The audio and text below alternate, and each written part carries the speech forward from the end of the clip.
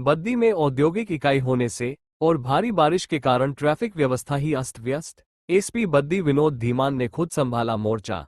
बद्दी से हरजिदर ठाकुर की रिपोर्ट। बद्दी में भारी बारिश से भीड़ और जाम की स्थिति बन गई। वहीं औद्योगिक इकाई होने के कारण बड़ी गाड़ियों को चलाना और चलना मुश्किल हो गया है। वहीं बाहरी लोगों के नौकरी करने वाले लोगों को भारी बारिश के कारण दिक्कतों का सामना करना पड़ रहा है।